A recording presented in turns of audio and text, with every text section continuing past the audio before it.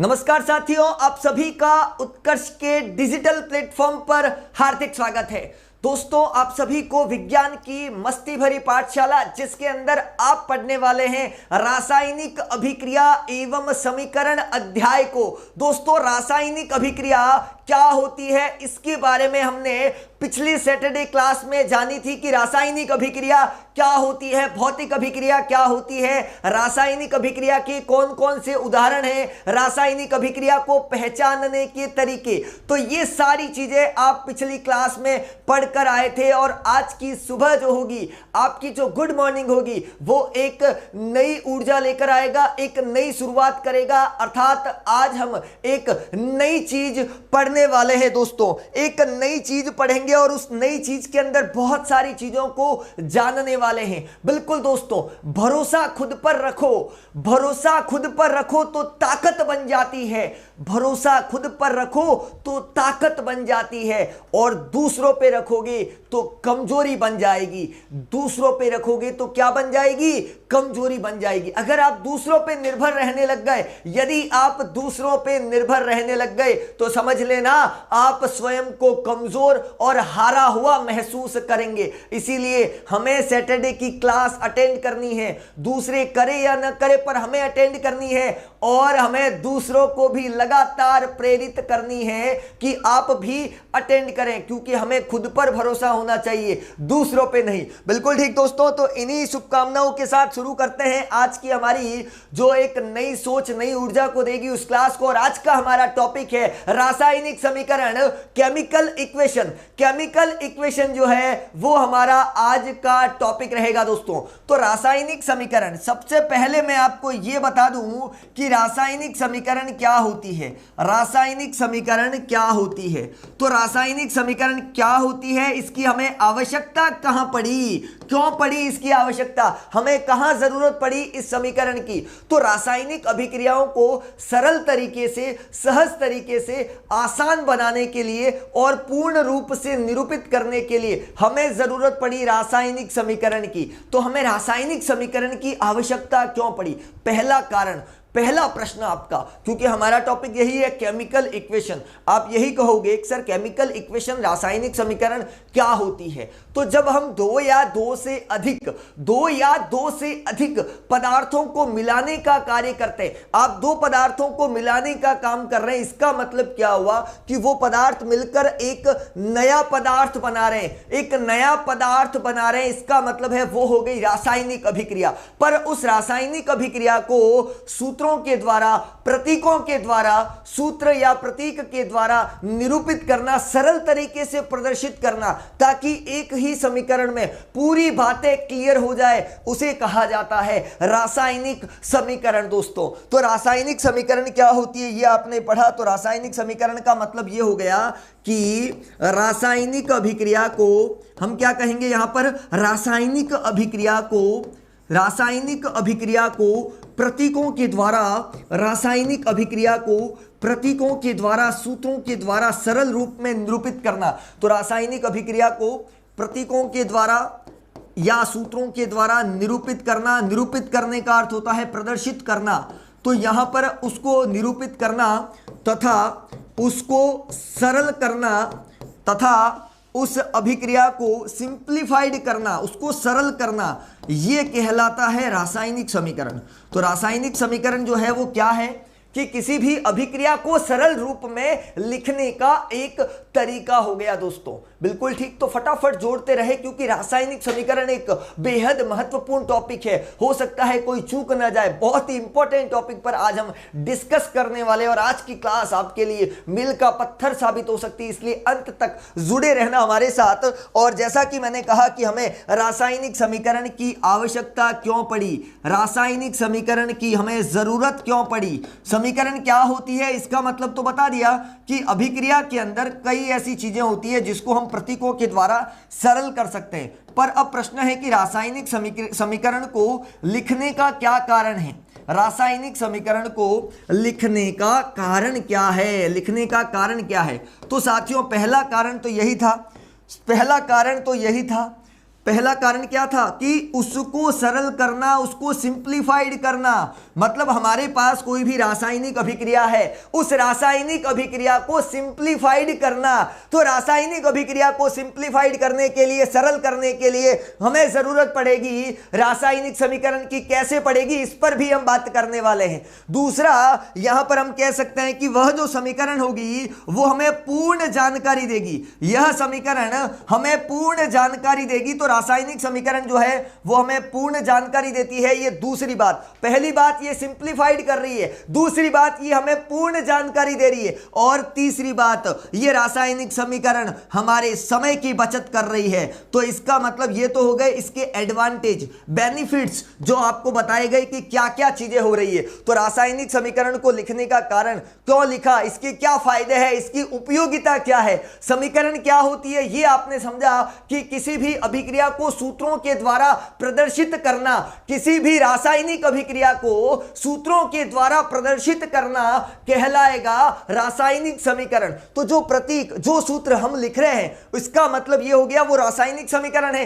क्यों लिख रहे हैं, क्या कारण है, सरल करने के लिए, सिंप्लीफाइड बनाने के लिए। दूसरा, पूर्ण जानकारी, आपको उससे संबंधित एक ही समीकरण में यदि सारी जानकारी मिल जाती है, इसका मतलब पूर्ण जानकारी। और तीसरा यहां पर बताने वाला हूं समय की बचत, हमारा टाइम बचेगा। और यही सारी चीजें जो है वो हम पूरी डिटेल में समझने वाले हैं आज।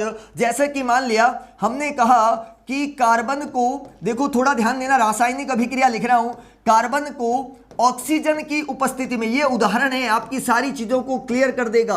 कार्बन को ऑक्सीजन की उपस्थिति में, तो कार्बन को ऑक्सीजन की उपस्थिति में जलाने पर, कार्बन को ऑक्सीजन की उपस्थिति में जलाने पर, आप सभी को पता है कि जलाने के लिए जो गैस काम आती है वो गैस होती है ऑक्सीजन गैस। इसका मतलब यह है कि हमने कहा कार्बन को ऑक्सीजन की उपस्थिति में जलाने के लिए हमें ऑक्सीजन की जरूरत पड़ी। तो कार्बन को ऑक्सीजन की उपस्थिति में जलाने पर कार्बन डाइऑक्साइड गैस प्राप्त होती है।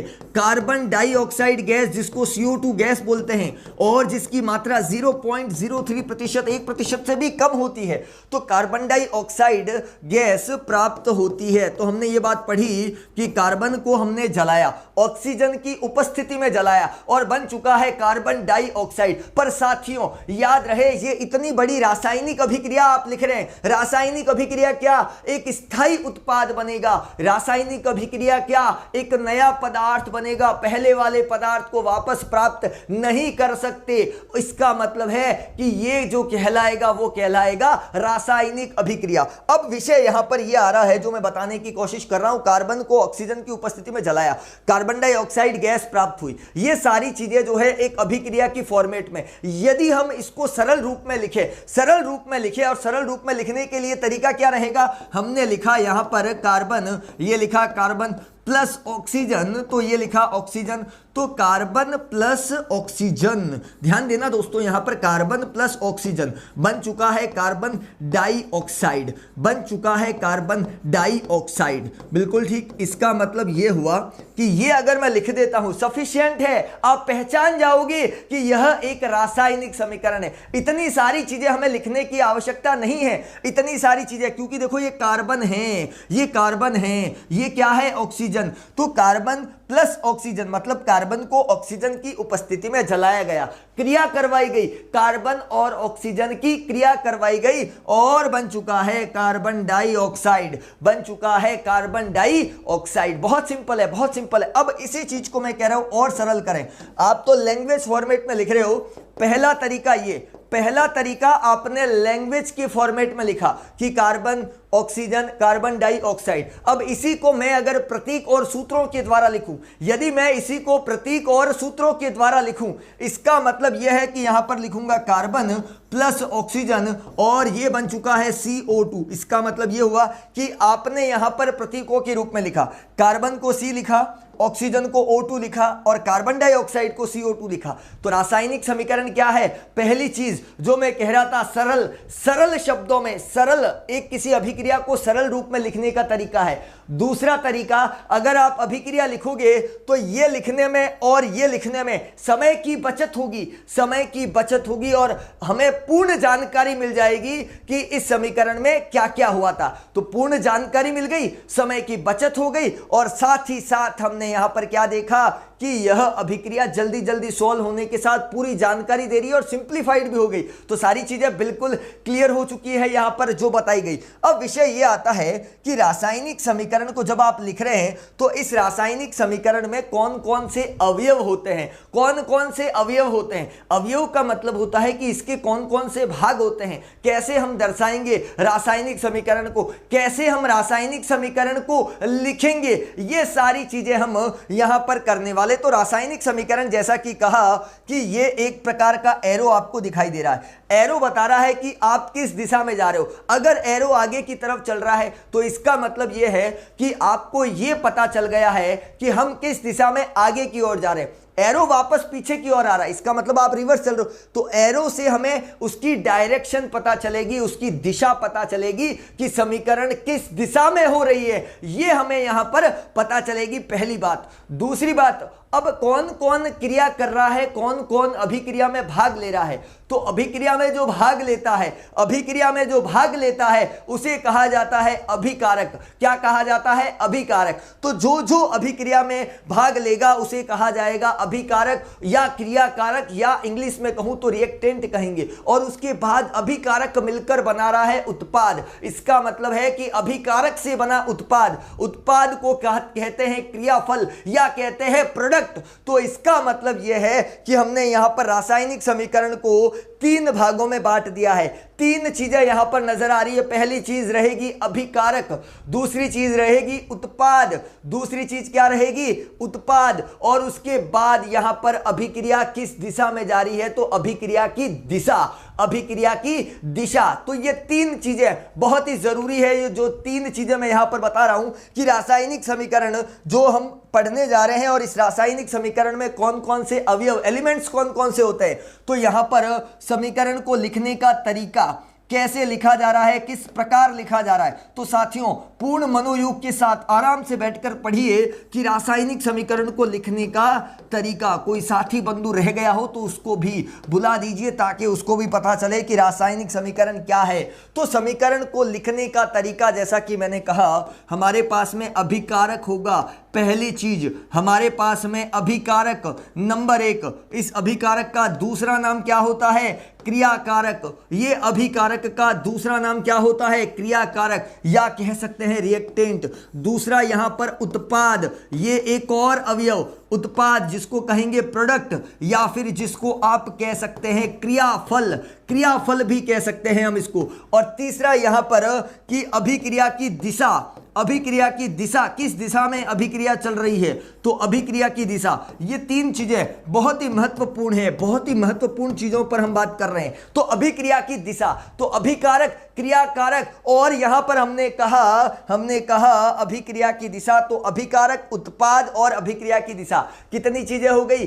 तीन चीजें यहां पर नजर आ रही है। अब ये अभिकारक का क्या रोल है, अभिकारक का क्या रोल है, उत्पाद का क्या रोल है और अभिकारक की दिशा का क्या रोल है, इन तीनों चीजों को हम जानने वाले हैं। तो साथियों, सबसे पहले हम जानते हैं अभिकारक के बारे में। जैसा कि आपने सबसे पहले पढ़ा कि कार्बन और ऑक्सीजन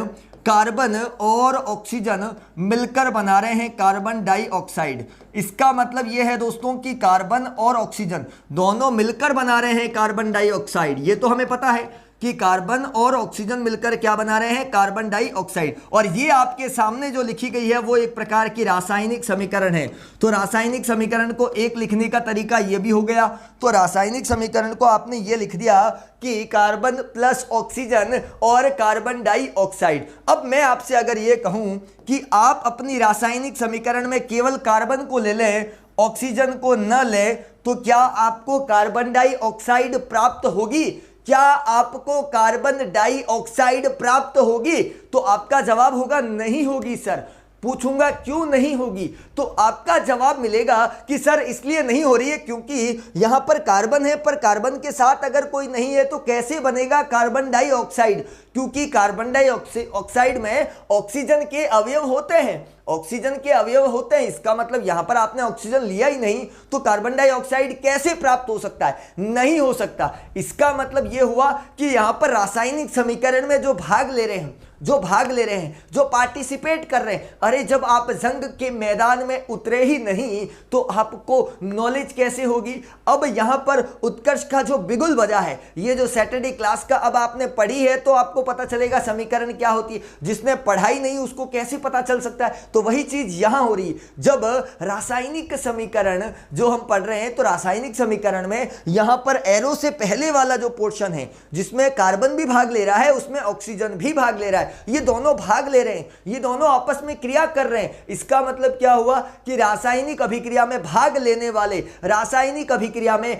लेने वाले पदार्थों को कहा जाता है अभिकारक। क्या कहा जाता है, अभिकारक। तो ये कार्बन भी भाग ले रहा है, ऑक्सीजन भी भाग ले रहा है, ये दोनों परस्पर क्रिया कर रहे हैं, तो अभिकारक क्या होता है, ये चीज क्लियर हो गई। अब मैं बात करता हूं उत्पाद क्या होता है। उत्पाद जिसको कहते हैं प्रोडक्ट, उत्पाद जिसको कहते हैं प्रोडक्ट, तो प्रोडक्ट पर हम बात करने वाले। अब ये कार्बन डाइऑक्साइड कैसे बना, ये जो कार्बन डाइऑक्साइड है ये कैसे बना, किस प्रकार से बना, तो आप कहोगे कि सर ये अभिकारक जो है ना, जिसमें कार्बन भी था, जिसमें ऑक्सीजन भी था, तो ये कार्बन और ऑक्सीजन जो है ये मिलकर बना रहे हैं कार्बन डाइऑक्साइड। इसका मतलब ये हो गया कि कार्बन और ऑक्सीजन दोनों मिलकर क्या बना रहे हैं, कार्बन डाइऑक्साइड। तो अभिकारक मिलकर बनाएगा उत्पाद, अभिकारक मिलकर बनाएगा उत्पाद। तो आप याद कर सकते हैं कि अभिकारक मिलकर बनाएगा उत्पाद, तो ये चीज क्लियर हो गई। इसका मतलब ये हो गया कि ये जो डायरेक्शन जो आपको दिखाई दे रही है,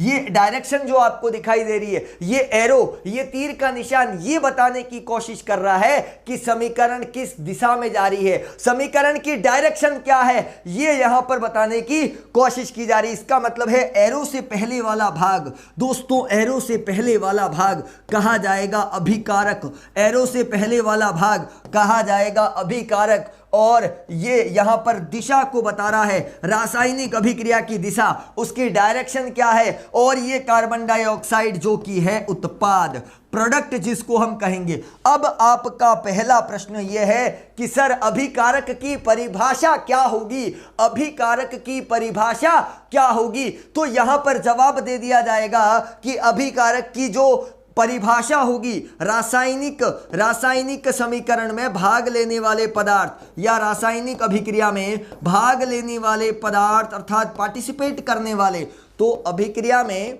भाग लेने वाले पदार्थ, भाग लेने वाले मतलब जो पार्टिसिपेट करेगा तो भाग लेने वाला पदार्थ यहां पर क्या कहलाएगा, वो कहलाएगा अभिकारक। रिएक्टेंट इसको क्रियाकारक भी कहा जाता है। तो रासायनिक अभिक्रिया में भाग लेने वाले पदार्थ ये वो पदार्थ है जो पार्टिसिपेट करते हैं। अब आपका अगला प्रश्न कि सर ये जो रासायनिक अभिक्रिया में भाग लेने वाले पदार्थ है, रासायनिक अभिक्रिया में भाग लेने वाले पदार्थ क्या ये दो ही रहेंगे क्या कार्बन और ऑक्सीजन बस यही रहेंगे क्या? हाँ, यदि कार्बन डाइऑक्साइड बन रहा है तो ये दो रहेंगे, और यदि आप कोई और समीकरण लिख रहे हैं तो ये दो से ज्यादा भी हो सकते हैं, दो से अधिक, 3 हो सकते हैं, 4 हो सकते हैं, 5 हो सकते हैं, 6 हो सकते हैं, 7 हो सकते हैं, तो ये 2 से अधिक भी हो सकते हैं। पर याद रहे जो मैं आपको बता रहा हूं, इस समीकरण के लिए, इस रासायनिक समीकरण के लिए अगर हम बात करें तो हम कह सकते हैं कि रासायनिक अभिक्रिया में भाग लेने वाले पदार्थ अभिकारक कहलाएंगे, क्रियाकारक कहलाएंगे। यदि ये भाग लेंगे तो ही उत्पाद बनेगा, अन्यथा उत्पाद नहीं बनेगा। ये आपने देखा। बात करता हूं आगे और यहां पर बात करूंगा उत्पाद की। ये उत्पाद किसे कहते हैं, प्रोडक्ट किसे कहते हैं, इसकी डेफिनेशन क्या होती है। तो उत्पाद की परिभाषा याद हो जाएगी आपको। उत्पाद की परिभाषा कि जो अभिकारकों से मिलकर बनता है, उत्पाद जो है वो अभिकारकों से मिलकर बनता है। याद रहे उत्पाद किससे मिलकर बनता है, अभिकारकों से। तो ये आपका पहला जवाब मिल चुका है। यहां पर उत्पाद क्या है, तो अभिकारकों से जो मिलकर बनता है, अभिकारकों से जो मिलकर बनता है उसे कहा जाता है उत्पाद। तो अभिकारकों से जो मिलकर बनता है उसे हम क्या बोलेंगे? उत्पाद। उत्पाद के और कोई नाम भी है क्या? तो बिल्कुल है, उत्पाद का नाम है यहां पर क्रियाफल। क्रियाफल याद रहे, या फिर आप कह सकते हो प्रोडक्ट। क्या कह सकते हो?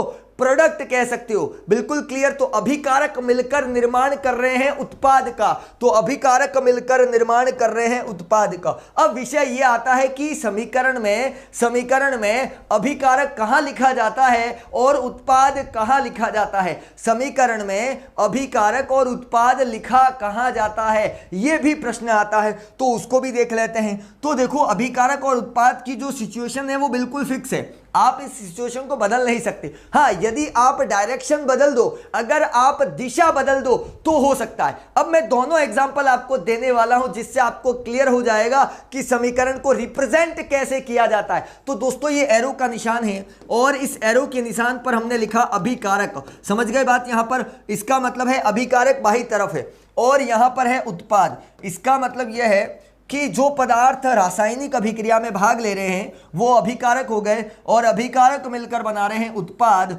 और ये जो तीर का निशान है ये इस बात को दिखा रहा है कि अभिकारक से उत्पाद बना है, अभिकारक से उत्पाद बना है। तो यहां पर हम कह सकते हैं ये बायां पक्ष है। ये तीर के निशान से अगर मैं यहां पर इसको अगर बताऊं तो ये एरो के निशान से पता चला ये बायां पक्ष है, तो इसको हम लेफ्ट हैंड साइड भी कह सकते हैं, तो LHS भी लिख सकते हैं। और अगर मैं उत्पाद की बात करूं तो उत्पाद हमेशा दाईं तरफ लिखा जाता है। इसका मतलब है कि ये दायां पक्ष है और दायां पक्ष को लिखा जाता है साथियों RHS से। तो इसका मतलब ये हो गया कि अभिकारक और उत्पाद और इसकी दिशा कितनी चीजें हो गई? 3 चीजें, अभिकारक, उत्पाद और अभिक्रिया की दिशा, डायरेक्शन, अभिक्रिया की डायरेक्शन। ये 3 चीजें बहुत ही महत्वपूर्ण होती है। इसका मतलब है कि अभिकारक, उत्पाद और इसकी दिशा, ये हो गए रासायनिक समीकरण के अवयव। रासायनिक समीकरण को कैसे लिखा जाता है ये बता दिया।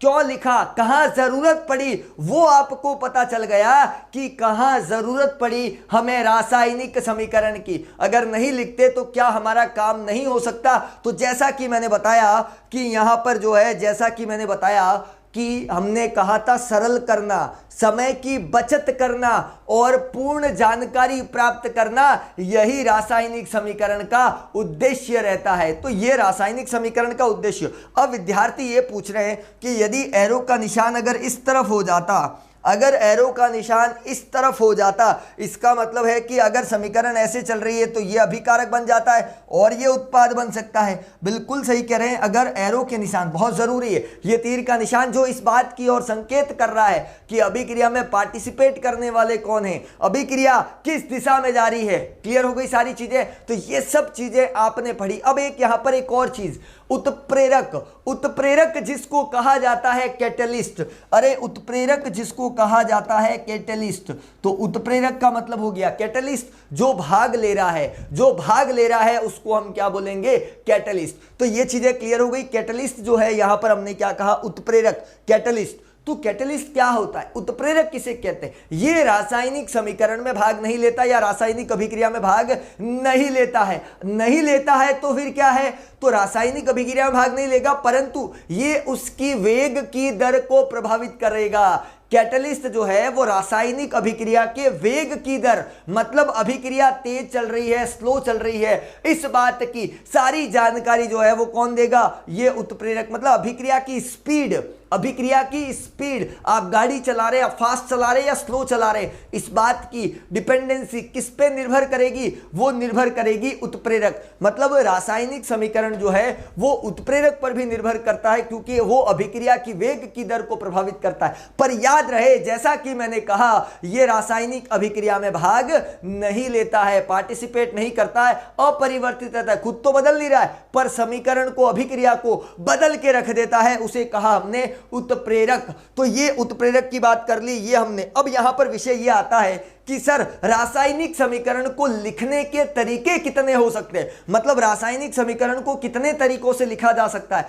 तो साथियों मैं बताना चाहूंगा रासायनिक समीकरण को दो तरीकों से रिप्रेजेंट किया जा सकता है। रासायनिक समीकरण को दो तरीकों से लिखा जा सकता है। पहला तरीका जो आपने देखा, जैसा कि मैं बता दूं कि पहला तरीका जो कि है मैग्नीशियम मान लो ऑक्सीजन के साथ क्रिया कर रहा है, मैग्नीशियम को या मैग्नीशियम का फीता जो है उसको ऑक्सीजन की उपस्थिति में जलाया गया, मैग्नीशियम को ऑक्सीजन की उपस्थिति में जलाया गया, तो ये बन गया है यहां पर मैग्नीशियम ऑक्साइड, ये बन गया है मैग्नीशियम ऑक्साइड। तो यहां पर हमने देखा कि मैग्नीशियम को ऑक्सीजन की उपस्थिति में जलाने पर हमें प्राप्त हो रहा है मैग्नीशियम ऑक्साइड।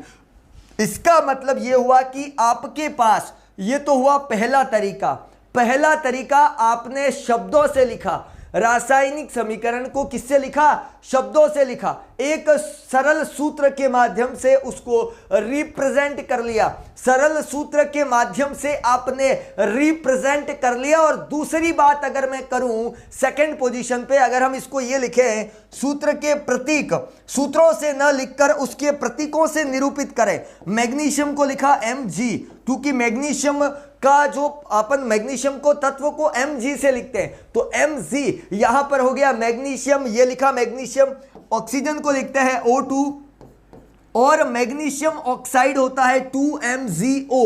तो आपने देखा कि मैग्नीशियम यहां पर लिखा आपने इस मैग्नीशियम को, बिल्कुल ठीक, ऑक्सीजन को क्या लिखा O2 और मैग्नीशियम ऑक्साइड को लिखा 2MgO।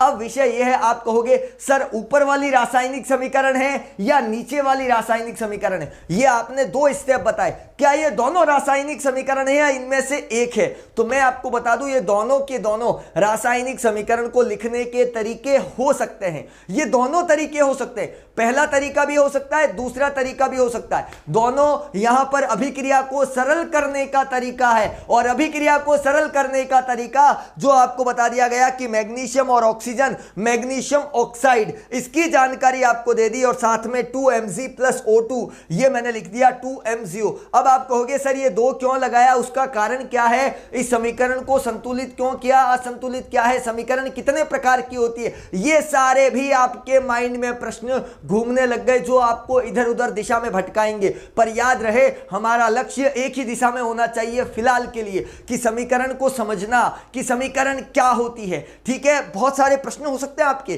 कि सर Mg के आगे 2 क्यों लगाया, सर यहां पर 2 क्यों लगाया, ये नीचे नहीं लगा सकते क्या, ऐसे बहुत सारे प्रश्न हैं। और वो होती है रासायनिक समीकरण को संतुलित करने के तरीके। इसका मतलब यह है कि ये संतुलन क्या है, संतुलन क्या है, अगली चीज आपके माइंड में ये आ गई। तो ये लिखने का तरीका हुआ, जैसे ही हमने लिखा तो आपके मन में प्रश्न आ गए। इसका मतलब है कि इस रासायनिक समीकरण को हम दो तरीकों से लिख सकते हैं। कितने तरीकों से लिख सकते हैं, दो तरीकों से लिख सकते हैं। जैसा कि आपको ये सारी चीजें बिल्कुल क्लियर कर दी है, आप देख सकते हैं, हमने पढ़ा अभिकारक, क्रियाकारक, एरो का निशान, उत्प्रेरक, भाग लेने वाला, उत्पाद, क्रियाफल आपने देखा।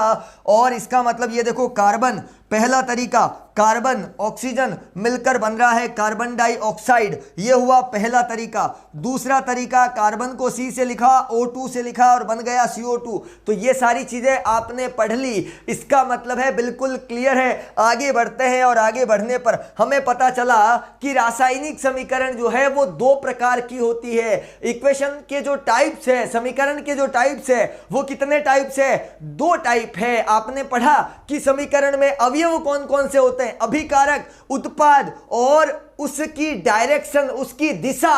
तो यहां पर अभिकारक, उत्पाद और उसकी दिशा, परंतु यहां पर जो है मैं देख रहा हूं रासायनिक समीकरण, मैं देख रहा हूं रासायनिक समीकरण जिसमें ये तो है संतुलित समीकरण, ये है असंतुलित समीकरण, balance equation, unbalance equation, balance और अनबैलेंस। तो यहां पर जो है शब्द समीकरण का अर्थ होता है कि हमने समीकरण को जो है वो शब्दों से लिखा, केवल सूत्रों के माध्यम से लिखा, फिर उसी को हमने प्रतीक से लिखा, तो समीकरण को लिखने के दोनों तरीके हो सकते हैं। परंतु यहां मैं ये बताने की कोशिश कर रहा हूं कि समीकरण को हम दो प्रकार से लिख सकते हैं। अब आपके मन में अगला प्रश्न कि सर ये संतुलित क्या होता है और सर ये असंतुलित क्या होता है, अरे बैलेंस्ड क्या होता है, अनबैलेंस्ड क्या होता है, ये आपका अगला प्रश्न है जो आपके माइंड में चल रहा है, बैलेंस और अनबैलेंस। इसको भी हम दूर करते हैं और दूर करने के लिए हमें देखना पड़ेगा, जैसा कि आप संतुलित, आप कोई सामान लेने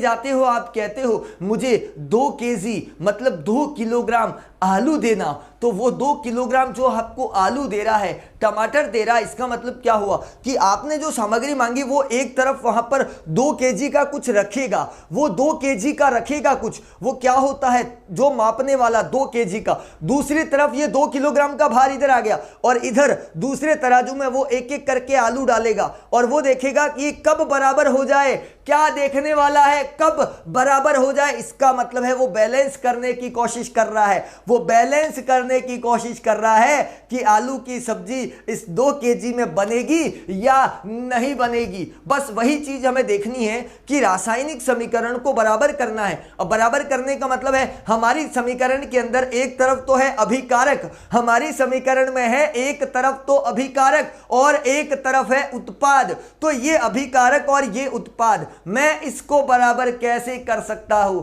अभिकारक और उत्पाद को बराबर कैसे कर सकता हूं। तो इसका मतलब यह हुआ कि यदि अभिकारक के परमाणुओं की संख्या, यदि अभिकारक के परमाणुओं की संख्या और उत्पाद के परमाणुओं की संख्या यदि बराबर है, इसका मतलब है कि वह समीकरण जो है वो संतुलित समीकरण है, बैलेंस्ड इक्वेशन है। तो यहां पर हमने बैलेंस इक्वेशन को पढ़ा कि बैलेंस इक्वेशन क्या होता है, तो आपने बहुत सिंपली देख लिया कि इस तराजू में तो है अभिकारक, बिल्कुल ठीक अभिकारक है, और बिल्कुल इसी तराजू में है उत्पाद, और ये यदि बराबर है अभिकारक और उत्पाद बराबर, मतलब अभिकारक के परमाणुओं की संख्या और उत्पाद के परमाणुओं की संख्या यदि बराबर है तो हम कहेंगे कि समीकरण जो है वो बिल्कुल संतुलित है, बिल्कुल संतुलित है। परमाणुओं की संख्या बराबर होनी चाहिए, कैसे, किस प्रकार से, इसको हम समझने वाले। जैसे उदाहरण के लिए आपने यहां पर लिखा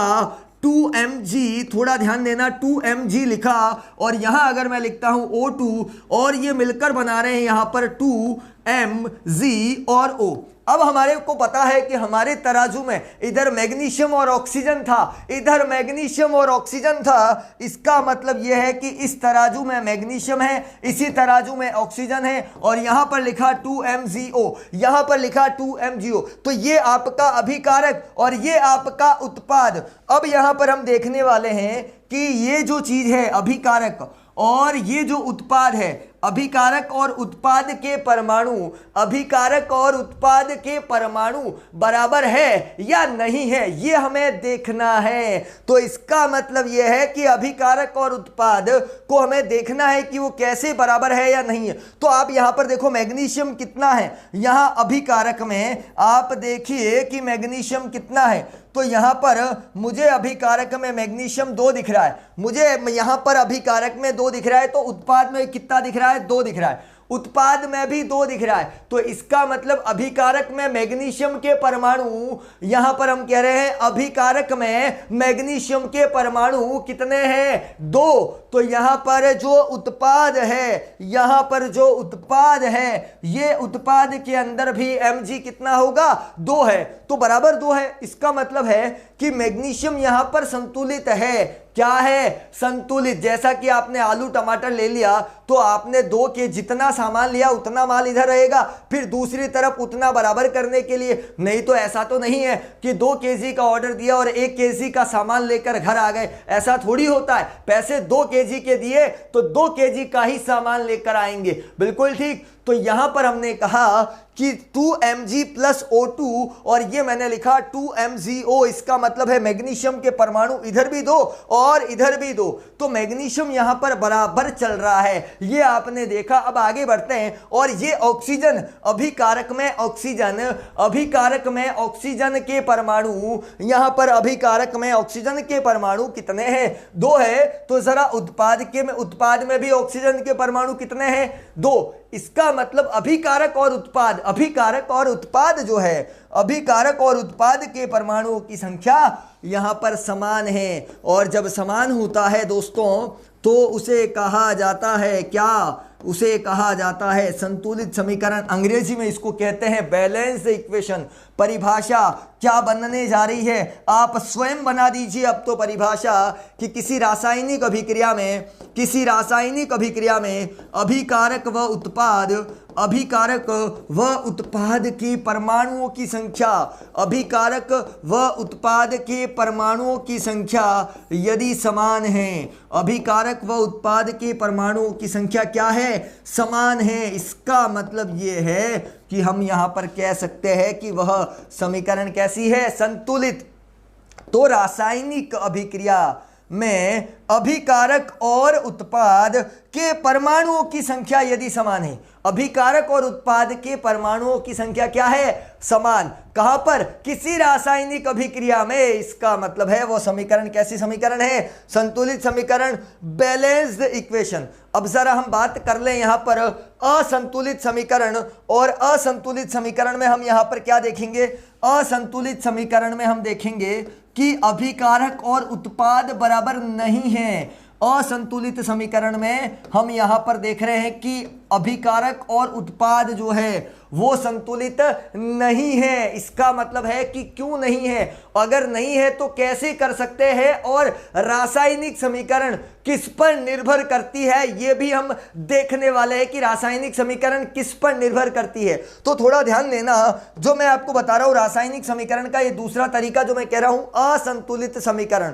असंतुलित समीकरण, असंतुलित समीकरण को कहा जाता है अनबैलेंस्ड समीकरण। पहली बात अनबैलेंस्ड समीकरण। दूसरी बात कि ये जो असंतुलित समीकरण होती है उसे कहा जाता है कंकाली रासायनिक समीकरण, उसे कहा जाता है कंकाली रासायनिक समीकरण। इसका मतलब है कि असंतुलित का एक और नाम हमारे सामने आ गया है। जैसे कि आपका भी नाम चिंकू पिंकू मिंकू कुछ भी नाम हो सकता है, उसी प्रकार यहां पर भी असंतुलित समीकरण का दूसरा नाम हमें नजर आ रहा है। वो नजर आ रहा है यहां पर क्या? वो आ रहा है कंकाली रासायनिक समीकरण। ये कंकाली रासायनिक समीकरण जो है जिसकी हम बात कर रहे हैं, अनबैलेंस्ड इक्वेशन की बात कर रहे हैं। अरे ये अनबैलेंस्ड इक्वेशन क्या होती है? जैसे मान लिया कि यहां पर C+O2 था और मैं यहां लिखता हूं CO, ये मैं लिख रहा हूं CO, तो इसका मतलब यह है, इसका मतलब यह है कि ये कार्बन, ये ऑक्सीजन और बना दिया यहां पर कार्बन मोनोऑक्साइड CO, जो कि संभव नहीं है। यहां पर आप देख रहे हैं कि परमाणुओं की संख्या बराबर नहीं है, परमाणुओं की संख्या बराबर नहीं है। तो यहां पर आप देख रहे हो कार्बन कितना है? 1, और यहां पर भी कार्बन 1 ही है। कार्बन तो बराबर है, जो कार्बन के परमाणु हैं, जो कार्बन के परमाणु हैं वो यहां पर बराबर है, परंतु याद रहे कि हमें ऑक्सीजन के परमाणु भी बराबर करने, क्योंकि अभिकारक में दोनों भाग ले रहे हैं। आप क्या देखने की कोशिश कर रहे हो? क्या अभिकारक में कार्बन अकेला है? नहीं, अभिकारक में कार्बन और ऑक्सीजन दोनों है, क्रियाकारक में दोनों है, कार्बन भी है ऑक्सीजन भी है। इसका मतलब दोनों के परमाणु जो है वह उत्पाद में होने चाहिए। तो उत्पाद में होने चाहिए, इसका मतलब यह हुआ कि यहां पर यह बन गया कार्बन मोनोऑक्साइड, कार्बन मोनोऑक्साइड। इसका मतलब आपने देख लिया यहां पर कि ऑक्सीजन के परमाणु इधर 2 और इधर 1, इसका मतलब गड़बड़ है, हमारे साथ चोरी की जा रही है। इधर ये और उधर वो, कहा जा रहा है 2 kg और हमें राजी कर दिया जा रहा है 1 kg में। नहीं, ऐसा संभव नहीं है। इसका मतलब क्या हुआ? ये रासायनिक समीकरण जो है इस प्रकार की असंतुलित कहलाएगी, क्योंकि रासायनिक समीकरण वो यहां पर निर्भर करती है, डिपेंड करती है किस पे निर्भर करती है? बताना चाहूंगा कि रासायनिक समीकरण निर्भर करती है द्रव्यमान संरक्षण के नियम पर। किस पर निर्भर करती है? द्रव्यमान संरक्षण के नियम पर निर्भर करती है। बताऊंगा कि द्रव्यमान संरक्षण का नियम क्या होता है और इसका उदाहरण क्या हो सकता है। समीकरण को संतुलित करना क्यों जरूरी है?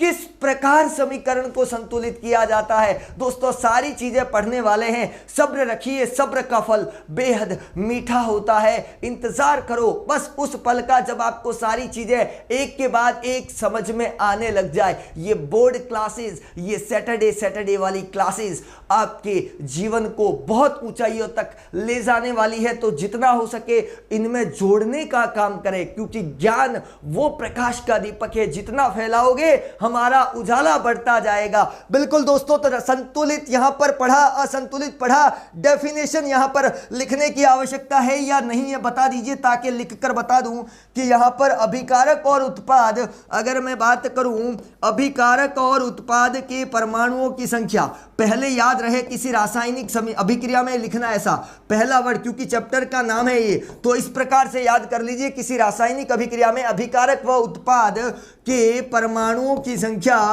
परमाणुओं की संख्या का मतलब हो गया कि कार्बन के परमाणु कितने हैं और ऑक्सीजन के परमाणु कितने हैं। तो यहां पर हम कहेंगे अभिकारक व उत्पाद के परमाणुओं की संख्या जो है वो समान नहीं है। अरे समान नहीं है इसका मतलब है कि इक्वल नहीं है, और इक्वल नहीं है इसीलिए उसको क्या बोल दिया, असंतुलित बोल दिया, इसीलिए उसको बोल दिया अनबैलेंस्ड, और कह दिया इसका एक और नाम जो कि कंकाली रासायनिक समीकरण। अक्सर प्रश्न वही बनता है जो यूनिक होता है, जो बिल्कुल यूनिक, जैसे कि कंकाली रासायनिक समीकरण। बच्चा कहीं ना कहीं कंफ्यूज होगा, पहचानने में गड़बड़ जरूर करेगा, इसीलिए ऐसा नाम यहां पर आपको दिखाई दे रहा है। ठीक है दोस्तों, अब मैं आपको यह बताने की कोशिश कर रहा था कि यह संतुलित और यह असंतुलित, तो रासायनिक समीकरण किस पर निर्भर करती है, तो बात करना चाहूंगा कि रासायनिक समीकरण या रासायनिक अभिक्रिया जो है वो द्रव्यमान संरक्षण के नियम पर निर्भर करती है।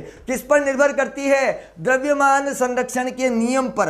अब आपके मन में प्रश्न आ चुका है, आपका मस्तिष्क दौड़ने लग गया है, सर द्रव्यमान संरक्षण का नियम क्या होता है, किसे कहते हैं यहां पर द्रव्यमान संरक्षण, हमें बताइए। देखो, संरक्षण का मतलब होता है सुरक्षित, अपने आप को सुरक्षित रखना। जिस प्रकार आप सुरक्षित हो, अपना भविष्य देख रहे हैं, उत्कर्ष के साथ अपने सफरनामे को तय कर रहे हैं, उसी प्रकार द्रव्यमान संरक्षण का जो नियम होगा उसके अंदर क्या होगा, किसी रासायनिक अभिक्रिया में द्रव्यमान को नष्ट नहीं कर सकते, किसी रासायनिक अभिक्रिया में द्रव्यमान को नष्ट नहीं कर सकते। द्रव्यमान को नष्ट नहीं कर सकते तो क्या कर सकते हैं? द्रव्यमान को नष्ट भी नहीं कर सकते और उत्पन्न भी नहीं कर सकते। अच्छा, द्रव्यमान को नष्ट नहीं कर सकते, उत्पन्न नहीं कर सकते, फिर क्या कर सकते हैं? वो केवल और केवल दूसरे रूप में रूपांतरित हो जाएगी। वो नष्ट नहीं होगा, वो रूपांतरित हो जाएगा। क्या हो जाएगा? रूपांतरित हो जाएगा। इसका मतलब यह है कि हम कह सकते हैं कि द्रव्यमान को न तो उत्पन्न किया जा सकता है, और न ही नष्ट किया जा सकता है। फिर से वही कहूंगा, इस नियम के अनुसार, क्योंकि लिखने का तरीका भी बहुत जरूरी है। आप सभी बोर्ड के विद्यार्थी हैं, आपकी प्रतिस्पर्धा कई सारे विद्यार्थियों से होने वाली है, तो आप अपने आप को लिमिटेशंस में न रखें, अपने शब्दों के ज्ञान को फैला कर लिखें। और हमने कहा इस द्रव्यमान संरक्षण के नियम के अनुसार किसी रासायनिक अभिक्रिया में द्रव्यमान को न तो सृजित किया जा सकता है और न ही उसका विनाश। तो हमने कहा किसी रासायनिक अभिक्रिया में द्रव्यमान को न तो उत्पन्न किया जा सकता है और न ही उसका विनाश। तो इसका मतलब है कि आप उत्पन्न नहीं कर सकते। तो किसी रासायनिक अभिक्रिया में द्रव्यमान को न तो उत्पन्न किया जा सकता है और न ही उसका विनाश, तो यहां पर हमने कहा कि रासायनिक अभिक्रिया में द्रव्यमान को हम उत्पन्न नहीं कर सकते, द्रव्यमान को हम उत्पन्न नहीं कर सकते और न ही उसका विनाश कर सकते हैं। तो इसका मतलब है उत्पन्न नहीं कर सकते, विनाश नहीं कर सकते। तो यहां पर हम क्या बोलेंगे, हम यहां पर बोलने वाले हैं कि द्रव्यमान संरक्षण का जो नियम है उसके बारे में पढ़ा। द्रव्यमान बनेगा नहीं, द्रव्यमान का विनाश नहीं होगा, तो फिर क्या होगा, रूपांतरित होगा। और कैसे होगा उसका भी एक छोटा सा एग्जाम्पल जरूर बताऊंगा, बिल्कुल छोटा सा एग्जाम्पल। और वो है यहां पर जैसे आपने लिखा H2 प्लस O2, मतलब हाइड्रोजन के परमाणु, H होता है हाइड्रोजन, तो हाइड्रोजन परमाणु और ऑक्सीजन के परमाणु ये दोनों मिलकर, ये दोनों संयोग करके, और ये दोनों संयोग करके यहां पर बना रहे हैं H2O, बना रहे हैं जल। अब ये देखने की कोशिश कर रहे हैं कि क्या दोनों का द्रव्यमान समान है, क्या ये रासायनिक समीकरण जिसको मैंने सरल रूप में निरूपित किया है, क्या ये रासायनिक समीकरण जो हम सरल शब्दों में लिख रहे हैं, जिसको हम पूर्ण जानकारी के साथ बताने की कोशिश कर रहे हैं, क्या यह समीकरण द्रव्यमान संरक्षण के नियम को फॉलो कर रही है? अब देखो द्रव्यमान संरक्षण का नियम क्या कहता है। द्रव्यमान संरक्षण का नियम यह कहता है कि आप द्रव्यमान को उत्पन्न नहीं कर सकते, आप द्रव्यमान को नष्ट नहीं कर सकते, बस केवल और केवल होगा तो रूपांतरण होगा। जैसे हाइड्रोजन और ऑक्सीजन, हाइड्रोजन और ऑक्सीजन मिलकर बना रहे हैं H2O, आप और मैं मिलकर बनाएंगे एक नया इतिहास। तो यही चीज है यहां पर H2 और O2 पर। याद रहे दोनों का द्रव्यमान बराबर है या नहीं, मतलब मैं जो पढ़ा रहा हूं वो आपको समझ आ रहा है या नहीं आ रहा है, क्योंकि इतिहास तभी बनेगा जब दोनों की ट्यूनिंग रहेगी। तो यहां पर भी यही हो रहा है कि ये H2 है और ये O2 है, मिलकर बना रहे हैं H2O। अब द्रव्यमान देखते हैं, जैसे हाइड्रोजन का द्रव्यमान यहां पर मैं लिखता हूं 2 म्यू, यहां पर म्यू से लिखा इसको। उसी प्रकार ऑक्सीजन यहां पर कितना है 2, और एक ऑक्सीजन का होता है 16, एक ऑक्सीजन का कितना होता है 16। याद रहे दोस्तों ऑक्सीजन का द्रव्यमान, याद रहे ऑक्सीजन का द्रव्यमान कितना होता है 16, 16। तो यहां पर मैंने लिख दिया 2 × 16, और यहां पर मैं लिख रहा हूं एक हाइड्रोजन है तो 1, यहां पर 2 हाइड्रोजन है तो 2, और इस हाइड्रोजन का द्रव्यमान होता है 1। तो आपने 2 × 1 कर दिया, वो यहां पर मिल गया 2। उसी प्रकार 2 × 16 कर दिया 32, और हमारे पास आ गया यहां पर 34 आपका रिजल्ट आ गया म्यू में। ये द्रव्यमान को इसमें मापा जाता है, मापक इकाई है, तो ये आपने तो अभी फिलहाल ये 34 आपको याद हो गया। अब यहां पर देखते हैं, ये तो हमने बात कर ली एरो से पहले, और साथियों एरो से पहले होता है अभिकारक, एरो से पहले होता है अभिकारक। बात करता हूं उत्पाद की, बात कर रहा हूं उत्पाद की, तो जब आप उत्पाद की बात करने वाले हैं तो यहां पर H कितना है 2, तो यहां पर 2 × 1 लिख दूं, और ऑक्सीजन कितना है, ऑक्सीजन 1 ही है, तो 1 × 16, 1 को 16 से मल्टीप्लाई करने पर 16, और 2 को 1 से मल्टीप्लाई करने पर 2, तो ये आ गया 18 म्यू। तो यहां पर आपको जो ये दिखाई दे रहा है, ये यहां पर जो आपको दिखाई दे रहा है, आप देखिए ये 34 है और ये 18 है। अरे ये कहां चले गए 16, ये 16 कम कैसे पड़ गए? ये तो वही बात हुई कि हमने बताया इतना और निकला उतना। बहुत गड़बड़ है, बहुत गड़बड़ है। वो कह रहा है ये 10 किलो सामान है और हमें मिल रहा है 5 केजी। अरे ये 5 केजी कहाँ गायब हो गया? खत्म तो नहीं होना चाहिए था, क्योंकि रासायनिक समीकरण, रासायनिक अभिक्रिया निर्भर करती है किस पर? द्रव्यमान संरक्षण के नियम पर। आप स्वयं देख लीजिए, यहां पर ये अभिकारक है और ये उत्पाद है, यहां पर इनका द्रव्यमान जो है वो बराबर नहीं है, अनबैलेंस है, असंतुलित है। इसका मतलब ये हुआ कि जब किसी रासायनिक अभिक्रिया में परमाणुओं की संख्या यदि समान नहीं है, परमाणुओं की संख्या यदि समान नहीं है, तो मान लेना कि उसका द्रव्यमान भी अनबैलेंस होगा, द्रव्यमान भी असंतुलित होगा। और ये बात यहां पर प्रूफ करके दिखाई जा रही है। तो ये देखिए यहां पर हाइड्रोजन 2। अब कई विद्यार्थी सोच रहे सर ये द्रव्यमान कैसे निकाला? तो हमें पता होना चाहिए, हम पिछली क्लास में पढ़कर आए होंगे। बस यही चीज रहती है, ज्ञान में कहीं ना कहीं कमी रह गई, इसीलिए आज हम द्रव्यमान कैसे निकाल रहे हैं ऐसा प्रश्न पूछ रहे हैं। तो हाइड्रोजन जो है 2 × 1, कोई बात नहीं, हम यहां पर ज्ञान लेने के लिए आए, इसीलिए औरों को भी प्रेरित करें। ले लीजिए, बिल्कुल फ्री है। तो ये जो फ्री की चीज होती है ना, बड़े काम की होती है। 2 × 1, तो ये हो गया यहां पर 2, और ये 16 × 2, क्योंकि ऑक्सीजन यहां पर एक ऑक्सीजन का द्रव्यमान 16, 16, एक का 16, एक का 16, तो 2 का कितना हो गया, इजी है यहां पर तो 2 × 16, ये तो वही बात, एक चॉकलेट 5 रुपए की, 2 कितने की, 10 रुपए की, तो बिल्कुल आसान है कि 2 × 16 32 और ये 2 हो गया 34। उसी प्रकार यहां पर देखा तो 18, ये द्रव्यमान संरक्षण को फॉलो नहीं कर रही है, परंतु हमें पता है कि रासायनिक अभिक्रिया में द्रव्यमान कभी नष्ट नहीं होगा, हमें पता है कि रासायनिक अभिक्रिया में द्रव्यमान कभी भी नष्ट नहीं होगा, वो हमेशा वही रहेगा जो होना चाहिए, कभी नहीं बदलेगा। इसका मतलब क्या हुआ कि रासायनिक अभिक्रिया को नष्ट नहीं कर सकते, उत्पन्न नहीं कर सकते। जैसा कि आपने कहा कि ये मान लिया कार्बन है, ये ऑक्सीजन है, मिलकर बन रहा है CO2, बिल्कुल आसान। इस कार्बन का द्रव्यमान होता है 12, ऑक्सीजन का होता है 2 × 16, ये हो गया 32 और यहां हो गया 12, इसका मतलब हो गया 44 यहां पर नजर आ रहा है, तो यहां पर भी कार्बन 12, 2 × 16 नजर आ रहा है 32 और ये 12 और ये हो गया 44। अब आप खुद देख लीजिए कि ये अभिकारक है और ये उत्पाद है, और अभिकारक और उत्पाद बिल्कुल बराबर है, अभिकारक और उत्पाद जो है वो बिल्कुल बराबर है। इसका मतलब है ये रासायनिक अभिक्रिया द्रव्यमान संरक्षण के नियम का पालन कर रही है, ये द्रव्यमान संरक्षण के नियम पर आधारित है, इसीलिए इस समीकरण को कहा जाएगा संतुलित समीकरण। तो समीकरण संतुलित तभी होगी, समीकरण संतुलित तभी होगी, याद रखना, कब, जब अभिकारक और उत्पाद के परमाणुओं की संख्या बराबर होगी, अभिकारक और उत्पाद के परमाणुओं की संख्या बराबर होगी, पहली बात। दूसरी बात, अभिकारक का द्रव्यमान और उत्पाद का द्रव्यमान, अभिकारक का द्रव्यमान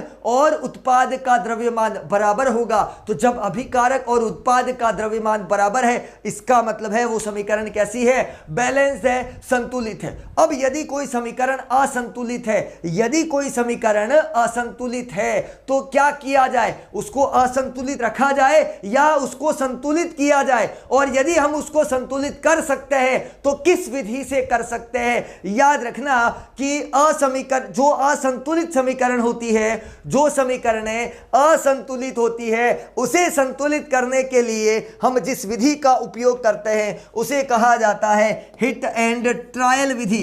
याद रखना, प्रश्न पूछ लिया जाता है हिट एंड ट्रायल विधि किसे कहते हैं। यह हिट एंड ट्रायल अंग्रेजी में वर्ड है और इसी को हिंदी में कहा जाता है अनुमान विधि, इसी को हिंदी में कहा जाता है अनुमान विधि। याद रखना, ये दो नाम बहुत ही गजब के होते हैं, कभी प्रश्नों को घुमाकर पूछ लिया जाए कि अनुमान विधि किसे कहते हैं तो मत भूलना कि ये तो हिट एंड ट्रायल विधि है, और हिट एंड ट्रायल के लिए क्या होता है कि हम समीकरणों को संतुलित करते हैं, रासायनिक समीकरणों को संतुलित करते हैं। संतुलित का मतलब होता है बैलेंस करना, केमिकल इक्वेशन को बैलेंस कर रहा है, अनबैलेंस से बैलेंस। अब बैलेंस कब करोगे, जब समीकरण अनबैलेंस होगी। अरे जब समीकरण अनबैलेंस होगी तभी तो हम बैलेंस करने वाले हैं। इसका मतलब यह हुआ कि हम कहेंगे यहां पर कि रासायनिक समीकरणों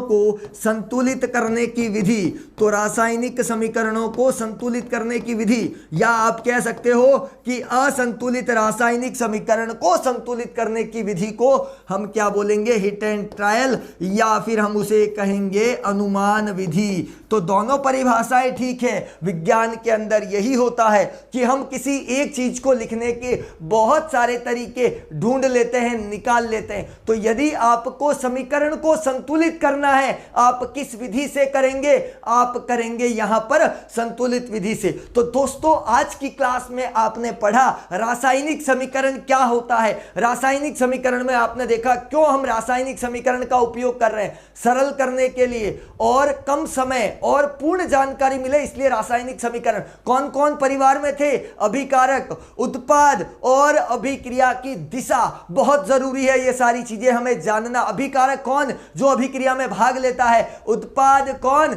जिससे मिलकर बना है अभिकारक, जिससे मिलकर बना है अभिकारक। बिल्कुल ठीक, तो ये अभिकारक और ये उत्पाद की हमने बात कर ली। अब समीकरण के दो प्रकार, बैलेंस, अनबैलेंस, संतुलित, असंतुलित, बात कर ली बैलेंस जिसमें अभिकारक और उत्पाद के परमाणु बराबर है, और असंतुलित जिसमें अभिकारक और उत्पाद के परमाणुओं की संख्या बराबर नहीं है, इसे कहा हमने क्या, असंतुलित। कंकाली रासायनिक समीकरण, दूसरा नाम मत भूलना, कंकाली रासायनिक समीकरण। फिर हमने कहा कि यह किस नियम पर आधारित है, पढ़ा हमने द्रव्यमान संरक्षण के नियम पर आधारित है। द्रव्यमान कभी नष्ट नहीं होगा, कभी उत्पन्न नहीं होगा, बस होगा तो केवल और केवल रूपांतरण होगा। हमें भी कोई नष्ट नहीं कर सकता, परंतु हम केवल रूपांतरित होंगे। हम नहीं पढ़ने वाले नहीं बनेंगे, हम बनेंगे पढ़ने वाले। हम पढ़कर अपना भविष्य खुद बनाएंगे। बिल्कुल दोस्तों, तो ये सारी चीजें आपने पढ़ी यहां पर रासायनिक समीकरण के अंदर। बस अंत में यही कहना चाहूंगा, पसीने की स्याही से जो लिखते हैं, पसीने की स्याही से जो लिखते हैं अपने इरादों को, मतलब आपके इरादे जो है वो पसीने की स्याही से लिखे जाएंगे। तो पसीने की स्याही से जो लिखते हैं अपने इरादों को, उनके मुकद्दर के पन्ने कभी कोरे नहीं होते, उनके मुकद्दर के पन्ने कभी कोरे नहीं होते। इन्हीं शुभकामनाओं के साथ आज विदा लेते हैं। फिर मिलते हैं आपसी अगली क्लास में, और अगली क्लास फिर सैटरडे का बड़ा इंतजार रहता है, बहुत लंबा इंतजार दोस्तों, जरूर मिस करेंगे। और परंतु ये यहाँ पर रासायनिक समीकरण, रासायनिक अभिक्रिया को जानना ना भूलें, जरूर देखिए, बने रहिए। और फिर अगले सैटरडे को हम आपसे मुलाकात करने के लिए आने वाले हैं। बहुत बहुत धन्यवाद आप सभी का।